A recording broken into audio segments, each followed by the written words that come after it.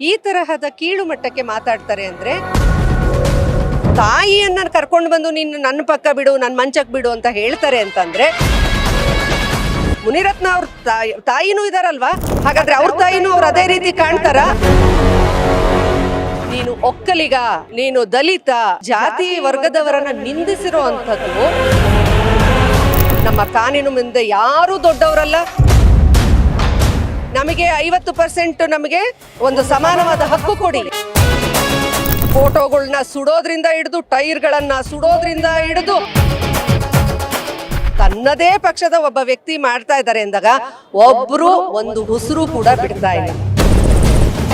ದಲಿತ ಸಮುದಾಯ, ಒಕ್ಕಲಿಗ ಸಮುದಾಯ, ಮಹಿಳಾ ಸಮುದಾಯದ ವಿಚಾರವನ್ನ ಕೆಣಕಿ ಈಗ ಶಾಸಕ ಮುನಿರತ್ನ, ಬಿಜೆಪಿ ನಗರ ಶಾಸಕ ಮುನಿರತ್ನ ಅವರು ಪರಪ್ಪನ ಅಗ್ರಹಾರದಲ್ಲಿ ಮುದ್ದೆ ಮುರಿಯುವಂತ ಪರಿಸ್ಥಿತಿ ಬಂದಿದೆ. ಅದು ಒಂದ್ ಕಡೆ ಆದ್ರೆ, ಈಗ ಎಲ್ಲಾ ಒಂದು ಸಮುದಾಯ, ಓನ್ಲಿ ದಲಿತ ಒಕ್ಕಲಿಗ ಸಮುದಾಯ ಅಲ್ಲ, ಎಲ್ಲಾ ಸಮುದಾಯಗಳು ಸೇರಿ ಇವಾಗ ಮುನಿರತ್ನ ಅವರ ವಿರುದ್ಧ ಒಂದು ಸುದೀರ್ಘವಾದಂತ ಒಂದು ಪ್ರತಿಭಟನೆಗಳು ಮಾಡೋದಕ್ಕೆ ಮುಂದಾಗಿದೆ.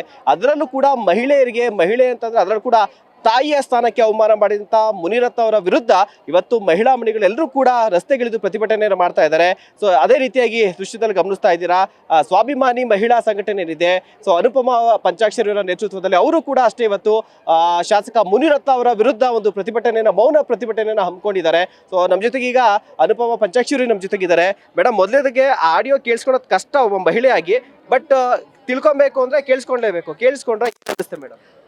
ಖಂಡಿತವಾಗಿಯೂ ನಾನು ಕೇಳಿಸ್ಕೊಂಡೆ. ನಾನು ಡಾಕ್ಟರ್ ಅನುಪಮ ಪಂಚಾಕ್ಷರಿ ಅಂತ ಒಂದು ಸ್ವಾಭಿಮಾನ ಮಹಿಳಾ ಸಹಕಾರ ಸಂಘ ಹಾಗೂ ಒಂದು ಟ್ರಸ್ಟಿನ ಒಂದು ಅಧ್ಯಕ್ಷೆಯಾಗಿ ಇವತ್ತು ನಮ್ಮ ಸಂಘಟನೆ ಮುಖೇನವಾಗಿ ನಾವು ಮಹಿಳಾ ವಿರೋಧಿಯಾದಂತಹ ಹಾಗೂ ಮಹಿಳೆಯರ ಬಗ್ಗೆ ಕೆಟ್ಟದಾಗಿ ಮಾತಾಡಿರೋವಂಥವ್ರ ಬಗ್ಗೆ ಮೌನವಾಗಿ ನಾವು ಒಂದು ದೊಡ್ಡದಾದಂತಹ ಪ್ರತಿಭಟನೆಯನ್ನು ಹಮ್ಮಿಕೊಂಡಿದ್ದೇವೆ. ಸುಮಾರು ನಮ್ಮ ಸ್ವಾಭಿಮಾನ ಮಹಿಳಾ ಟ್ರಸ್ಟಲ್ಲಿ 8,500 ಮಹಿಳೆಯರು ನಮ್ಮಲ್ಲಿ ಸದಸ್ಯರಿದ್ದಾರೆ.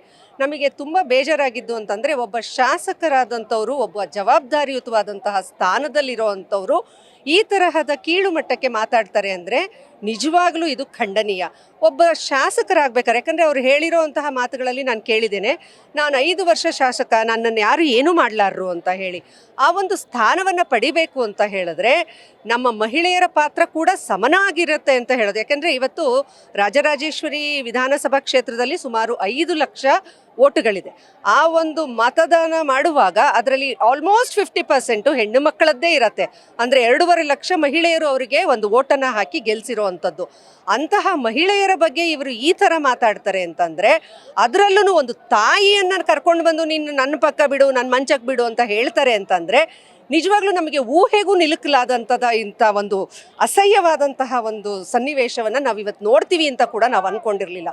ಬಹಳ ಕೆಟ್ಟದಂತಹ ಪರಿಸ್ಥಿತಿ. ಅದು ಇಂತಹ ಒಂದು ಸ್ಥಾನದಲ್ಲಿರುವಂಥವ್ರು ಇದನ್ನು ಮಾತಾಡಬಾರ್ದು. ಅದ್ರ ಜೊತೆಗೆ ನಾವು ಯಾವಾಗಲೂ ಒಂದು MLA ಆಗಬೇಕಾದ್ರೆ ಅಥವಾ ಒಂದು ಸ್ಥಾನವನ್ನು ಧರಿಸ್ಬೇಕಾದ್ರೆ ನಾವು ಒಂದು ಪ್ರಾಮಿಸನ್ನು ಮಾಡ್ತೇವೆ, ನಾವು ಓತನ್ನು ತಗೊಳ್ತೇವೆ.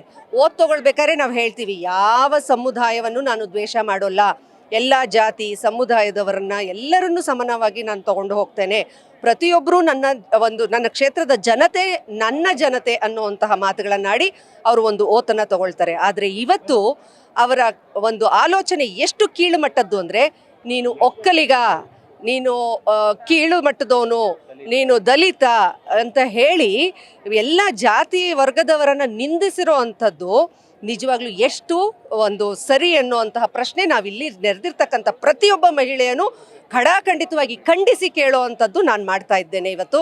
ಹಾಗಾಗಿ ಒಬ್ಬ ಜವಾಬ್ದಾರಿಯುತವಾದಂತಹ ವ್ಯಕ್ತಿ ಸ್ವಲ್ಪ ನಮ್ಮ ಒಂದು ಬುದ್ಧಿವಂತಿಕೆ, ನಮ್ಮ ಮನಸ್ಥಿತಿಯನ್ನು ಸಮತೋಲನದಲ್ಲಿ ಇಟ್ಕೊಂಡು ನಾವು ಯಾವತ್ತೂ ಮಾತಾಡಬೇಕಾಗತ್ತೆ. ಆಮೇಲೆ ಇವತ್ತು ನಾವು ಮಾಡಿದ್ದು ಮಾರಾಯ ಅಂತ ನಾವು ಮಾಡಿದ್ದಕ್ಕೆ ನಾವು ಅನುಭವಿಸಲೇಬೇಕಾಗಿತ್ತೆ. ಯಾಕೆಂದರೆ ನಮ್ಮ ದೇಶ ಪ್ರಜಾಪ್ರಭುತ್ವದ ಒಂದು ಆಡಳಿತದಲ್ಲಿರೋ ಅಂಥದ್ದು. ಒಬ್ಬ ಪ್ರಧಾನಮಂತ್ರಿ ಆಗಿರಬಹುದು, ಒಬ್ಬ ಚೀಫ್ ಮಿನಿಸ್ಟರ್ ಆಗಿರಬಹುದು, ಅಥವಾ ಒಬ್ಬ ಶಾಸಕರಾಗಿರಬಹುದು, ಅಥವಾ ಎಂಥ ದೊಡ್ಡ ಸೆಲೆಬ್ರಿಟಿನೇ ಆಗಿರಬಹುದು, ಇವತ್ತು ನಮ್ಮ ಕಣ್ಣು ಮುಂದೆ ಎಲ್ಲ ನಡೀತಾ ಇರೋವಂಥದ್ದು. ಯಾರೇ ತಪ್ಪು ಮಾಡಿದ್ರು ಅವರಿಗೆ ಶಿಕ್ಷೆ ಖಡಾಖಂಡಿತ ಅನ್ನುವಂಥದ್ದು ನಮ್ಮ ಪ್ರಜಾಪ್ರಭುತ್ವದ ಒಂದು ನಿಯಮ. ನಮ್ಮ ಕಾನೂನು ಮುಂದೆ ಯಾರೂ ದೊಡ್ಡವರಲ್ಲ. ನಾನು ಎಂಥದ್ದೇ ಸ್ಥಾನದಲ್ಲಿರಲಿ, ನಾವೆಲ್ಲರೂ ಕಾನೂನಿಗೆ ತಲೆ ಬಾಗಲೇಬೇಕು ಅನ್ನುವಂಥದ್ದನ್ನು ಇವತ್ತು ಪರಿಪಾಠ ನಮಗೆ ಗೊತ್ತಾಗಿದೆ. ಮುಂದಿನ ದಿನಗಳಲ್ಲಾದ್ರೂ ಎಂಥವರೇ ಎಂಥ ಸ್ಥಾನದಲ್ಲೇ ಇದ್ದರೂ ಕೂಡ ಅದು ಎಲ್ಲರೂ ಜವಾಬ್ದಾರಿಯುತವಾಗಿ ಎಲ್ಲರನ್ನು ಸಮಾನವಾಗಿ ನಾನು ಅನ್ನುವಂತಹ ಜಂಬ ಗರ್ವ ಪಕ್ಕಕ್ಕಿಟ್ಟು ಎಲ್ಲ ಒಂದು ಒಳ್ಳೆತನದಲ್ಲಿ ಹೋದರೆ ಮಾತ್ರ ನಮಗೆ ಉಳಿವು ಅನ್ನೋದು ಇವತ್ತು ನಮಗೆಲ್ಲರಿಗೂ ತಿಳಿದಿದೆ. ಮಾಡಿದವ್ರಿಗೆ ತಕ್ಕ ಪಾಠ ಆಗಿದೆ. ಇನ್ನು ಮುಂದೆ ಇಂಥವ್ರಿಗೆಲ್ಲ ನಿಜವಾಗ್ಲೂ ದೊಡ್ಡದಾದಂಥ ಶಿಕ್ಷೆ ಆಗಲೇಬೇಕು. ಹೆಣ್ಣು ಮಕ್ಕಳನ್ನ ಯಾವತ್ತು ಭೋಗದ ವಸ್ತು ಅಂತ ನೋಡದೆ ನಾವು ಅವತ್ತಿಂದನೂ ಅರ್ಚ್ತಾ ಇದ್ದೀವಿ. ನಮಗೆ 50% ನಮಗೆ ಒಂದು ಸಮಾನವಾದ ಹಕ್ಕು ಕೊಡಿ. ಯಾವುದರಲ್ಲಿ ಹಕ್ಕು ಕೊಡಿ? ನಮಗೆ ಸ್ಥಾನಮಾನಗಳಲ್ಲಿ ಹಕ್ಕು ಕೊಡಿ, ಹೋರಾಟದಲ್ಲಿ ಹಕ್ಕು ಕೊಡಿ, ವಿದ್ಯೆಯಲ್ಲಿ ಹಕ್ಕು ಕೊಡಿ, ಪ್ರತಿಯೊಂದರಲ್ಲೂ ಹಕ್ಕು ಕೊಡಿ ಅಂತ ಮನೆ ನಡೆಸೋರು ನಾವು, ಪ್ರತಿಯೊಂದರಲ್ಲೂ ಹೆಜ್ಜೆ ಹಾಕೋರು ನಾವು. ಮುನಿರತ್ನ ಅವ್ರ ತಾಯಿನೂ ಇದಾರಲ್ವಾ, ಹಾಗಾದ್ರೆ ಅವ್ರ ತಾಯಿನೂ ಅವ್ರು ಅದೇ ರೀತಿ ಕಾಣ್ತಾರ? ಅವ್ರ ಹೆಂಡತಿ ಮಕ್ಕಳನ್ನು ಅವ್ರು ಅದೇ ಥರ ಭಾವಿಸ್ತಾರ? ಹಾಗೆ ಅಲ್ವಾ ಇನ್ನೊಬ್ರು ಮನೆಯಲ್ಲಿ ತಾಯಿಯಂದಿರು, ಇನ್ನೊಬ್ರು ಮನೆಯಲ್ಲಿ ಮಕ್ಕಳಿರಬಹುದು, ಎಲ್ಲರಿಗೂ ಅವ್ರವ್ರ ತಾಯಿಯಂದಿರು ಎಷ್ಟು ಶ್ರೇಷ್ಠ ಅನ್ನೋದನ್ನ ಇವತ್ತು ಅವರು ಅರಿತುಕೊಳ್ಬೇಕಾಗತ್ತೆ. ದಯವಿಟ್ಟು ನಾನು ಎಲ್ಲರಲ್ಲೂ ಮನವಿ ಮಾಡೋದಿಷ್ಟೇ, ಮುಂದಿನ ದಿನಗಳಲ್ಲಿ ನಿಮ್ಮ ನಾಲಿಗೆ, ನಿಮ್ಮ ಬುದ್ಧಿ, ನಿಮ್ಮ ಮಾತುಗಳು ಯಾವತ್ತೂ ಸ್ಥಿಮಿತದಲ್ಲಿರಲಿ. ಹೆಣ್ಣು ಮಕ್ಕಳನ್ನ ಭೋಗದ ವಸ್ತು ಅಂತ ಯಾವತ್ತೂ ಟ್ರೀಟ್ ಮಾಡಬೇಡಿ. ಅವ್ರಿಗೊಂದು ಗೌರವ ನೀವು ನೀಡಲೇಬೇಕು ಅಂತ ಹೇಳಿ ಖಂಡಿತವಾಗಿ ನಾವೆಲ್ಲರೂ ಇವತ್ತು ಅವರ ಮಾತುಗಳನ್ನು ಖಂಡಿಸ್ತಾ ಇದ್ದೀವಿ. ಶಿವರೇ ನಮಸ್ತೆ. ಮೆಮಿಕ್ರಿ ಮಾಡಿರ್ಬೋದು, ಮೆಮಿಕ್ರಿ ಮಾಡಿಸಿದ್ದಾರೆ ಅಂತ ಒಂದು ಹೇಳಿದ್ದಾರೆ ಮೇಡಮ್. ಮಿಮಿಕ್ರಿ ಇದು ನಿಜವಾಗ್ಲೂ ತಮಾಷೆ ಅನ್ಸತ್ತೆ ನನಗೆ. ಯಾಕಂದರೆ ಅಸತ್ಯತೆಗಳು ಪ್ರತಿಯೊಬ್ಬರಿಗೂ ಗೊತ್ತಿದೆ. ಹಾಗಂತಂದರೆ ಇವತ್ತು ಜೈಲಲ್ಲಿರೋರು ಎಲ್ಲರೂ ಇದೇ ಮಾತು ಹೇಳ್ಬೋದು, ಯಾರೇ ಇದು ನಂದಲ್ಲ, ನಾನು ಮಾಡಿದ್ದಲ್ಲ, ಇದು ಮಿಮಿಕ್ರಿ ಅಂತ ಎಲ್ಲರೂ ಹೇಳ್ಬೋದು. ತನಿಖೆ ಮಾಡ್ತಾ ಇದ್ದಾರೆ, ತನಿಖೆ ಆಗೇ ಆಗತ್ತೆ.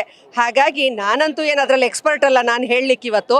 ಹಾಗಾಗಿ ತನಿಖೆಯ ನಂತರ ಯಾರು ಮಾತಾಡಿದ್ರು, ಯಾರ ಮಾತುಗಳು ಅದು ನಿಜವಾಗ್ಲೂ ಏನು ಸತ್ಯ ಅಂತ ಹೊರಗೆ ಬಂದಾಗ, ಮತ್ತೊಮ್ಮೆ ನೀವೇ ಹೀಗೆ ಬಂದಾಗ ನಾನು ನಿಮ್ಮ ಜೊತೆನೆ ಮತ್ತೆ ಮಾತಾಡ್ತೀನಿ ಸರ್. ಮೇಡಮ್, ಇನ್ನು ಬಿಜೆಪಿ ವಿಚಾರಕ್ಕೆ ಬರೋಣ ಮೇಡಮ್. ಬಿಜೆಪಿ ಅಂದ್ರೆ ಶಿಸ್ತಿನ ಪಕ್ಷ, ಮಹಿಳೆಯರಿಗೆ ಒಂದು ಸ್ಥಾನಮಾನ ಕೊಡುವಂತ, ಗೌರವ ಕೊಡುವಂತ ಪಕ್ಷ ಅಂತ ಹೇಳ್ತಾರೆ. ಅಟ್ಲೀಸ್ಟ್ ಆಯ್ತು, ತನಿಖೆ ಆಗ್ಲಿ, ಅವ್ರಿಗೇನು ಅದಾದ್ಮೇಲೆ ನಾವು ಅವ್ರ ಮಾತನ್ನ ನಾವು ಖಂಡಿಸ್ತೀವಿ ಮಾತಾಡಿದ್ರೆ ಅನ್ನುವಂಥದ್ದು ಕೂಡ ಹೇಳ್ತಾ ಇಲ್ಲ. ಅದೊಂದು ಆರ್ಟಿಫಿಷಿಯಲ್ ಇಂದ ಮಾಡಿಸಿರುವಂತ ಆಡಿಯೋ ಇರ್ಬೋದು ಅನ್ನುವಂಥ ಮಟ್ಟಿಗೆ ಸಮರ್ಥನೆ ಮಾಡ್ಕೊಳ್ಳೋದಕ್ಕೆ ಬಿಜೆಪಿ ನಾಯಕರು ಹೋಗ್ತಾ ಇದ್ದಾರೆ. ಏನ್ ಹೇಳ್ತೀರಿ ಮೇಡಮ್? ಅದೇ ಸರ್, ಇವತ್ತಿನ ಈ ಒಂದು ಸಮಾಜದಲ್ಲಿ ವಿಪರ್ಯಾಸ ಅಂದರೆ ಇದೇನೆ. ನಾವು ಇವತ್ತು ಕೇಳೋದಿಷ್ಟೇನೆ, ಯಾವುದೇ ಪಕ್ಷ ಆಗಿರಬಹುದು, ನನ್ನ ಮನೆಯಲ್ಲಿ ಯಾರಾದರೂ ಒಬ್ರು ತಪ್ಪು ಮಾಡಿದ್ರು ಅಥವಾ ನನ್ನ ಮಗ ತಪ್ಪು ಮಾಡಿದ್ರು ಅಂದರೆ ತಪ್ಪನ್ನು ತಿದ್ದುಕೊಳ್ತೀವಿ ಅಂತ ಹೇಳೋದಿದೆಯಲ್ಲ, ಅದು ದೊಡ್ಡತನ. ಆದರೆ ನನ್ನ ಮಗ ತಪ್ಪು ಮಾಡಿದ್ರೆ ಅದು ತಪ್ಪು, ಪಕ್ಕದ ಮನೆಯವ್ರು ತಪ್ಪು ಮಾಡಿದ್ರೆ ಅದು ತಪ್ಪು ಅಲ್ಲ. ನನ್ನ ಮಗ ತಪ್ಪು ಮಾಡಿದ್ರೆ ಅದು ತಪ್ಪಲ್ಲ, ಪಕ್ಕದ ಮನೆಯವ್ರು ತಪ್ಪು ಮಾಡಿದ್ರೆ ಅದು ತಪ್ಪು ಅಂತ ಹೇಳೋ ಒಂದು ಇದೆಯಲ್ಲ, ಅದೇ ಇವತ್ತೇನಾದರೂ ಬೇರೆ ಪಕ್ಷದ ಒಬ್ಬರು ಶಾಸಕರು ಇರ್ಬೋದು, ಅಥವಾ ಶಾಸಕರೇ ಬೇಡ, ಒಂದು ಸಣ್ಣ ಪುಟ್ಟವ್ರು ಇರ್ಬೋದು, ಈ ಥರದ ಮಾತುಗಳಾಡಿದರೆ ಇವತ್ತು ಫೋಟೋಗಳನ್ನ ಸುಡೋದ್ರಿಂದ ಹಿಡಿದು, ಟೈರ್ಗಳನ್ನು ಸುಡೋದ್ರಿಂದ ಹಿಡಿದು, ಬಸ್ಗಳ ಸಮೇತವಾಗಿ ಮಸಿ ಬಳಿಯೋದ್ರಿಂದ ಹಿಡಿದು ಎಲ್ಲ ಕಾರ್ಯಚಟುವಟಿಕೆಗಳು ಆಗೋಗ್ಬಿಡೋದು. ಆದರೆ ಇವತ್ತು ತನ್ನದೇ ಪಕ್ಷದ ಒಬ್ಬ ವ್ಯಕ್ತಿ ಮಾಡ್ತಾ ಇದ್ದಾರೆ ಅಂದಾಗ ಒಬ್ಬರು ಒಂದು ಹುಸುರು ಕೂಡ ಬಿಡ್ತಾ ಇಲ್ಲ. ಇದು ನಿಜವಾಗ್ಲೂ ವಿಪರ್ಯಾಸ ಸರ್. ನಾನು ಎಲ್ಲರಿಗೂ ಹೇಳೋದಿಷ್ಟೇ, ಯಾವುದೇ ಪಕ್ಷದವ್ರು ಇರ್ಬೋದು, ನಮ್ಮ ಪಕ್ಷದಲ್ಲಿ ಏನಾದರೂ ತಪ್ಪಾಯಿತು, ನಮ್ಮವರಿಂದನೇ ತಪ್ಪಾಯಿತು ಅಂದರೆ ಆ ತಪ್ಪನ್ನು ಒಪ್ಕೊಳ್ಳಿ, ತಿದ್ದುಕೊಳ್ಳಿ, ಮುಂದಿನ ದಿನಗಳಲ್ಲಿ ಸರಿ ಮಾಡ್ಕೊಂಡು ಹೋಗುವಂತಹ ಮನಸ್ಥಿತಿಯನ್ನು ಬೆಳೆಸ್ಕೊಳ್ಳಿ. ಆದರೆ ನಂದು ಸರಿ, ನಿಮ್ದು ಸರಿ ಇಲ್ಲ ಅನ್ನುವಂತಹ ಧೋರಣೆ ಇದೆಯಲ್ಲ, ಖಂಡಿತ ಇದು ಯಾವುದು ಒಪ್ಪುವಂಥದ್ದಲ್ಲ. ಇವತ್ತು ನಾವು ಅದನ್ನೆಲ್ಲ ಸರಿ ಮಾಡ್ಕೋಬೇಕು ಅನ್ನೋದು ನನ್ನ ಚಿಂತನೆ ಅಷ್ಟೇ.